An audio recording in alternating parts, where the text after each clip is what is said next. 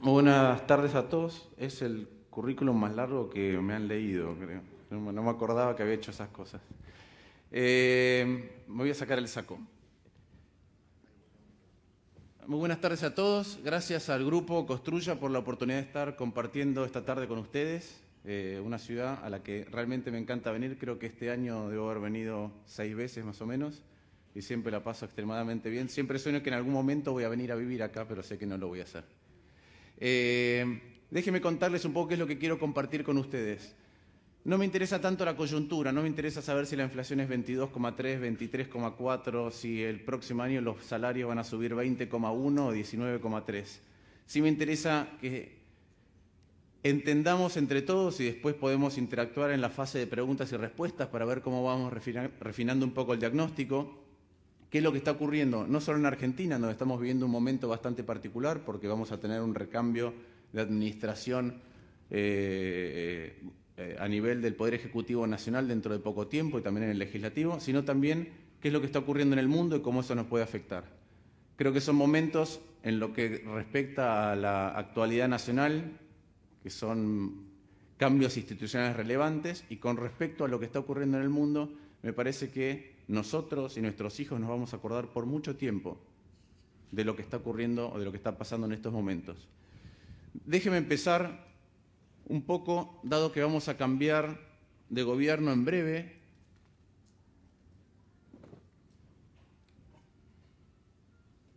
por algo que hicimos nosotros en el estudio. En el estudio tengo economistas que trabajan conmigo como mínimo hace 6 años, la mayoría de los cuales me acompañó o en el Banco Provincia o en el Ministerio de la Producción en la Provincia de Buenos Aires y también en el Ministerio Nacional. Y hace como 8 meses nos pusimos a pensar, teniendo en cuenta que hay un recambio gubernamental, ¿cuál es la agenda del próximo ministro? Y una de las cosas más llamativas es que la agenda del próximo ministro es exactamente igual cuando uno le pone los títulos a la agenda del 2007 que nos tocó a nosotros. Cuando dice, bueno, ¿qué es lo que hay que hacer? En primer lugar, tenemos que volver a reconstruir la confianza en el INDEC. Esto es algo que se ha anunciado en repetidas oportunidades y sin embargo todavía no se ha conseguido. Es muy importante porque si queremos ir a un proceso de desinflación, es decir, de empezar a reducir la inflación, tenemos que empezar a dar señales de que queremos hacer eso y que cuando queremos hacer eso hay alguien que es creíble, que está teniendo en cuenta o que está midiendo qué es lo que está ocurriendo y en base a eso podemos negociar. Si eso no está presente, es muy difícil lograrlo. Para poder lograr eso, además de reconstruir la credibilidad del INDEC, lo que tenemos que hacer es tener un plan antiinflacionario. Para tener un plan antiinflacionario tenemos que ser capaces de reducir los subsidios, es decir, del nivel de gasto y cómo estamos financiando ese gasto. La gran diferencia en estos dos rubros entre el 2007 y el 2011, si bien los títulos son los mismos, es que en el 2007 solo llevábamos 2 años de inflación con 2 dígitos, el año que viene vamos a entrar en el tercer año de inflación con 2 dígitos, y los subsidios, que en el año 2007 eran 1,8 del PBI, esto es 1,8 pesos de cada 100 que producimos por año en la Argentina, se van a subsidiar la luz, el gas, el transporte y el agua a la ciudad de Buenos Aires y el conurbano de la provincia de Buenos Aires. Si una vez que podemos hacer eso, tener una política antiinflacionaria, bajar la inflación, tener un instituto que tiene credibilidad, deberíamos resolver otras 2 cuestiones. Una es cómo nos volvemos a insertar financieramente en el mundo para tener financiamiento disponible para las cosas que Argentina tiene que hacer, entre otras, mejorar su infraestructura, que es casi la clave de cómo va a ser la competitividad futuro para nosotros y también para la región. Para eso, en la visión que teníamos nosotros, era mucho más importante el Club de París que los holdouts, y estuvimos bastante cerca, si quieren después hablamos de eso y de cómo puede venir el tema del Club de París a futuro. Y todo esto que había que atacar, ¿sí?, había que hacerlo en un contexto en el cual había una enorme incertidumbre financiera. En agosto del 2007 estalló la crisis de las hipotecas subprime. En ese momento nadie, pero nadie sabía dónde estábamos parados y dónde podíamos terminar, y eso era realmente un temor muy importante a la hora de construir ciertos colchones o ciertas fortalezas para enfrentar lo que podía venir. Se estuvo acomodando durante un tiempo, pero hoy también tenemos una situación similar. Hoy tenemos, 4 años después de que comenzara la crisis, tenemos algunas cosas que se han ido resolviendo, pero las propias soluciones que les dimos a los problemas iniciales hoy traen otros inconvenientes adicionales que se montan sobre los anteriores y estamos en una fase bastante parecida de enorme incertidumbre y esto también lo voy a querer compartir con ustedes esta tarde. Ahora, estos son los títulos y los títulos son los mismos que hace 4 años y la situación cambió. Entonces creo que es interesante ver por qué estuvo cambiando la situación. El periodo de crecimiento que nosotros vivimos del 2003 al 2008 es el tercer periodo de crecimiento más importante de nuestra historia. Solo hay 2 oportunidades en lo que, en términos de longitud y en términos de la magnitud del crecimiento, hemos podido tener más actividad económica o más incremento de actividad económica que en el 2003-2011. Estos fueron el año 1911 y el 1918-1926. La primera etapa fue pico de commodities, igual que ahora. La segunda etapa fue rebote después de la salida o después de la enorme crisis que significó la Primera Guerra Mundial.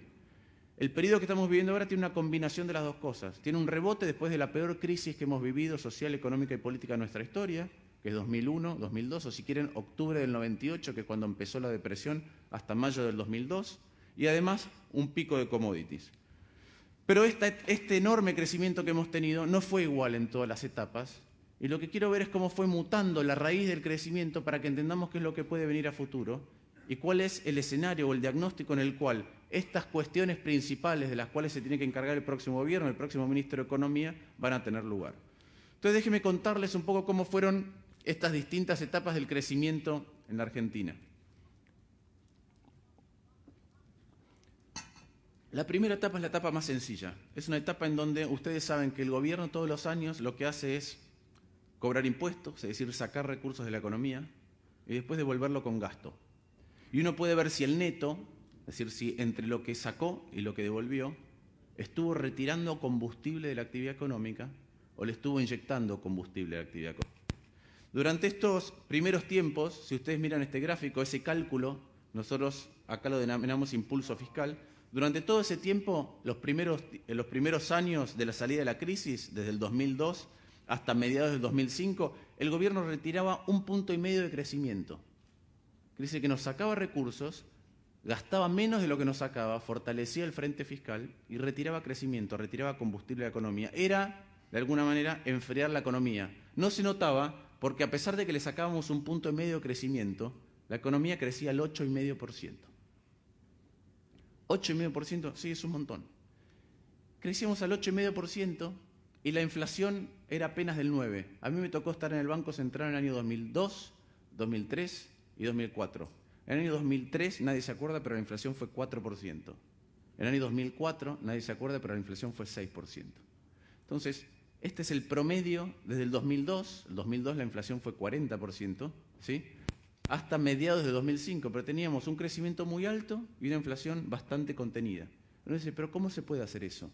Bueno, se puede hacer porque el desempleo era 15% en promedio en esos años, a pesar de que venía bajando, y la utilización de toda la capacidad instalada que tenía la economía argentina era muy baja. Piensen ustedes que si devalúan, no sé, en un país que no tiene capacidad industrial, por ahí en Bolivia, o si devalúan ahora en Grecia, el impacto no va a ser tan alto. Pero nosotros habíamos dejado de utilizar un montón de instrumental que teníamos para producir a fines de los 90, desde el 98 en adelante, y apenas cambió la señal de precio, todo eso se empezó a poner en funcionamiento. Entonces era más fácil crecer. Estaba todo eso absolutamente inutilizado y lo empezamos a incorporar al proceso productivo. Sin tensiones, uno crece rápido y crece sin inflación. El gobierno sacaba recursos de la economía, ¿sí? Y fortalecía su frente fiscal. Este es el superávit promedio del periodo. El tipo de cambio real era muy competitivo. Voy a explicar ahora qué es el tipo de cambio real porque en un país como la Argentina, en donde tenemos crisis cada 7 años, en donde en los últimos 35 años tuvimos 14 recesiones, los economistas vamos todo el tiempo a hablar a la televisión y utilizamos un montón de términos técnicos que empleamos para hablar entre nosotros sin explicar exactamente qué significan. Y a veces porque no se entiende o porque es difícil transmitir qué es lo que significan. Lo voy a hacer con esta copa o con esta agua. El tipo de cambio nominal, supongamos que es 4 pesos, $1, ¿sí? Esto es lo que todos vemos nosotros, que nos muestra en televisión, que dicen los comentaristas, que salen en los diarios. Supongamos que a principio de año esta botella de agua cuesta 4 pesos hacerla. Quiere decir que a principio de año la podemos hacer por $1. Si la inflación es 25%, a fin de año la botella vale 5 pesos. Si el dólar sigue valiendo 4, la botella ya no me cuesta hacerla $1, sino que me cuesta hacerla $1.25. Entonces, si el resto del mundo hace botellas de agua a $1.10, a principio de año yo le vendo botellas de agua al resto del mundo, y estoy muy contento y me entran dólares, y a fin de año le estoy comprando botellas de agua al resto del mundo, y se van los dólares, y Moreno se pone nervioso y las para en la aduana. Entonces, esto es el tipo de cambio real. El nominal fue siempre igual, fue 4 pesos. El real va bajando, implica que soy menos competitivo. Cuando soy menos competitivo, en este caso era muy competitivo al principio comparado con el 1 a 1, yo tenía un gran balance comercial, quiere decir que exportaba muchísimo más de lo que importaba, y eso, a pesar de que el precio de la soja es 2.40, ¿sí? Hoy estamos en 4.15, 4.20, es decir, que era sustancialmente menor que lo que estamos viendo en la actualidad, muy superior a lo que era, por ejemplo, en la época de la rúa, que era de $120 la tonelada. Entonces esta es una etapa en la cual resulta fácil crecer. ¿Por qué resulta fácil crecer? Por esto que les decía, veníamos cayendo, y apenas cambiaron las señales, nos empezamos a incorporar otra vez al proceso productivo. ¿Cuáles fueron las señales? Aquellas que eliminaron las restricciones para crecer. Y esto es muy importante. Uno puede tener una crisis como la que tiene ahora la Unión Europea, y esa crisis acogota el crecimiento, pero no termina de limpiar. O uno puede tener una crisis en la cual viene un tsunami, como el que nos pasó a nosotros en 2001 y 2002, y el tsunami se lleva parte del humus, parte de lo que nos hace ser productivos, ¿sí? Se lleva las instituciones sociales, las instituciones políticas, parte del sistema financiero, pero también se limpia de los problemas que teníamos para crecer. ¿Cuáles eran los problemas que tenía para crecer la Argentina en ese momento? Eran dos. El primero era, el tipo de cambio no era competitivo. Entonces no podíamos exportar, no podíamos producir. A medida que eso empieza a ser cada vez peor y la economía empieza a caer, ocurre o entra en vigencia la segunda traba para que la economía pudiera crecer, y es pagábamos muchos intereses de la deuda. Al pagar muchos intereses de la deuda, teníamos déficit. Para seguir pagando esos intereses, teníamos que ajustar. Entonces el gobierno sacaba recursos de la sociedad y los pagaba en otro lugar. La combinación de las dos cosas nos hizo entrar en un círculo vicioso desde octubre del 98 en adelante, y la economía no podía crecer. Es algo muy parecido a lo que le está pasando a Portugal, a Grecia, a Irlanda, a España, a Italia, y a ellos todavía no les vino el tsunami. En nuestro caso vino el tsunami es de golpe devalúo, y entonces el tipo de cambio empieza a ser competitivo, y además de eso, dejo de pagar. Y hay una magia adicional, que es, éramos un Estado deficitario, ¿sí? Por eso teníamos que pedir prestado todo el tiempo al exterior, o a los mercados financieros, y la devaluación mágicamente nos transforma en un Estado superavitario. ¿Por qué? Porque el primer año la inflación fue 40%, y ustedes saben que la recaudación es sobre las cosas nominales.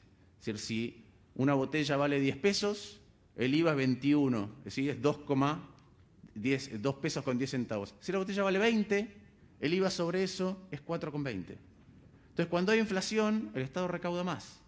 Y si en épocas de crisis el Estado estaba recaudando más, pero no aumentaba jubilaciones, no aumentaba salarios, no aumentaba gasto público en general, de golpe pasé a tener superávit. Y con esas dos cosas, que fueron muy dolorosas, limpiamos de los problemas que tenía la economía argentina.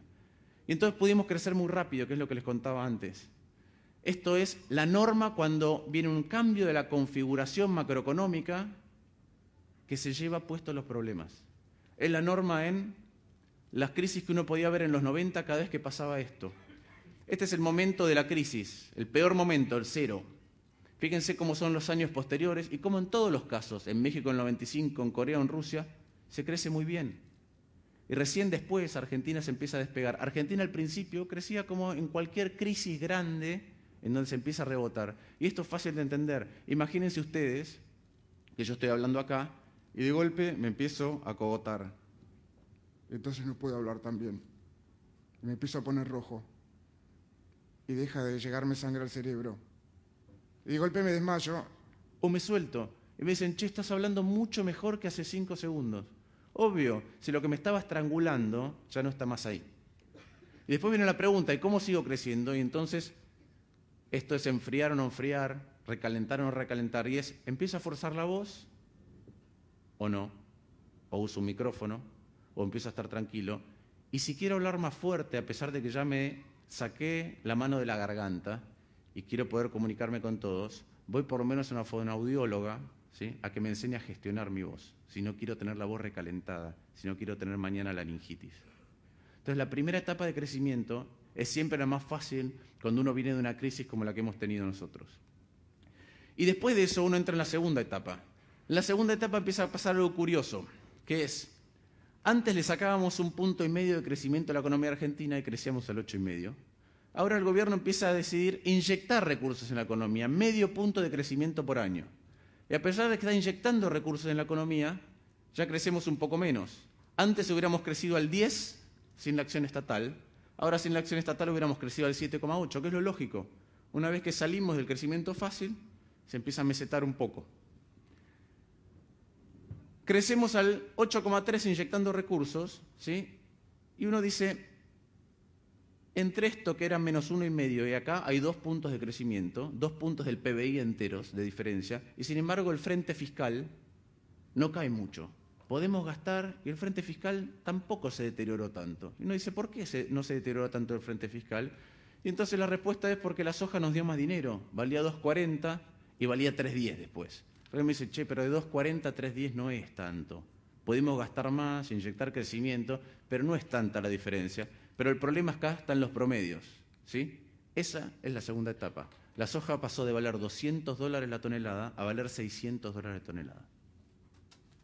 Y eso dio un montón de recursos para gastar más e inyectar en la economía más crecimiento. Curiosamente, o no curiosamente, digamos, pero llamativamente para algunos, este 8,3 empezó a generar otra cosa, que es, ahora crecíamos parecido a antes sacábamos recursos de la economía, ahora los inyectamos y crecemos a una tasa parecida, pero empezamos a tener casi el doble de inflación. ¿Por qué tenemos el doble de inflación? Bueno, tenemos el doble de inflación porque la capacidad que estaba antes sin utilizar ya empezó a ser utilizada. Entonces empieza a haber más tensiones en los precios. El desempleo había bajado en este periodo un promedio del 9% y la utilización de la capacidad instalada había subido al 74%.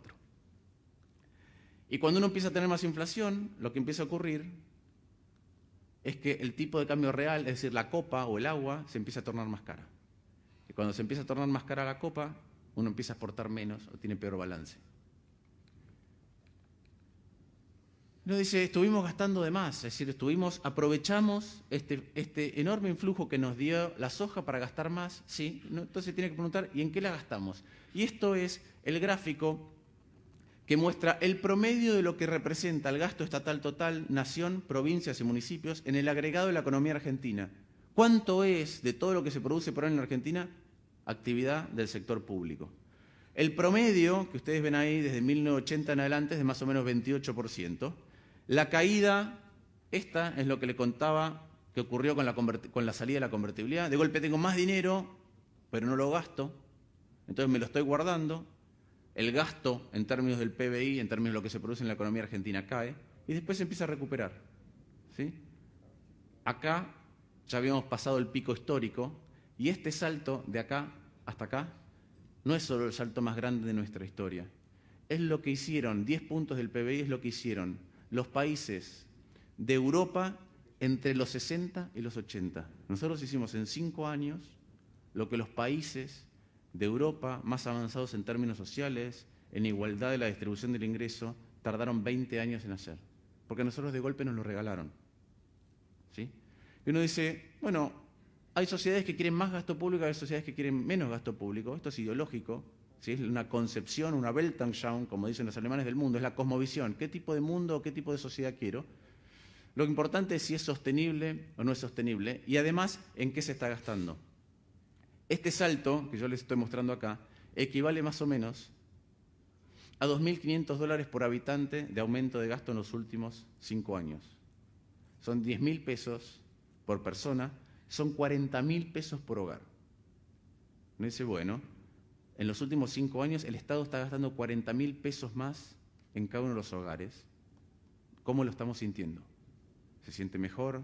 hay más seguridad, hay más salud, hay mejor infraestructura, hay más educación. ¿Qué tan sostenible es? Entonces uno dice, bueno, la verdad que veo las cifras y está pasando, es decir, gastan más, pero no lo noto. Entonces después vamos a ver por qué no se nota, pero la consecuencia primera de un mayor gasto, ¿sí?, y de cómo se financia ese gasto, es que lo que empezamos a tener es un régimen de inflación de 2 dígitos permanente. Nos metemos en un lugar en el cual ya no hay casi ningún país, porque algunos van a recordar, en los 80 o en los 70, tener 20% de inflación te ponía entre los países de inflación que menos inflación tienen en el planeta. Pero hoy estás en el podio, estás 1, 2 o 3, dependiendo del año. Y esto es en donde hemos entrado. En esta época, que era lo que le contaba del Banco Central, ¿sí?, la inflación era muy baja después del pico del 2002, empezó a subir. En este momento yo era ministro de producción de la provincia y después de haber salido del Banco Central, la Baña me había puesto un despacho en el 5º piso, que es donde está el ministro de Economía de la Nación, y todos los jueves había reuniones para discutir 2 cosas. ¿Cómo íbamos a moderar el ritmo inflacionario? Con un montón de medidas distintas que nosotros llamamos homeopáticas, en lugar de pegar con un gran cañonazo en un lugar que podía tener otros efectos. Y la segunda es cómo aumentábamos el ritmo de inversión para poder seguir manteniendo un crecimiento alto sin tener tensión inflacionaria. Esto continuó, ¿sí?, siguió subiendo. Acá es la intervención del INDEC, ¿sí? Ya los cañones estaban disparados, queremos controlar la inflación en lugar de trabajar sobre las causas, empezando a tocar el termómetro, empezando a ver cómo moderamos las expectativas, y como todos los motores, el gasto de la economía estaba en este sendero, seguimos teniendo más y más inflación. Y entonces viene la tercera etapa. La tercera etapa, el gobierno decide gastar no 0,5 puntos de todo lo que se produce para alentar el crecimiento, sino 1,5 puntos por año, sustantivamente más. Cuando empieza a gastar esto, como la soja acá aparece en promedio que siguió subiendo, pero cuando uno ve que nos habíamos acostumbrado a soja de más de 500 dólares tonelada y baja con la crisis del 2008 y el 2009, no sabemos bien de dónde sacar ese dinero para seguir inyectando combustible en la economía. Entonces lo empezamos a sacar de lo que son rentas o recursos extraordinarios. ¿De dónde? De los AFJPs, del Banco Central, de cambiar la Carta Orgánica del Banco Nación, ¿sí?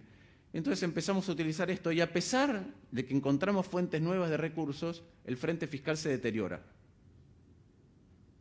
El frente fiscal se deteriora, crecemos 3%, es acá el promedio porque tuvimos una recesión en el año 2009, pero si elimináramos el año en la recesión estamos creciendo al 6%, a pesar de que le inyectamos una parte muy importante de hormonas a ese crecimiento.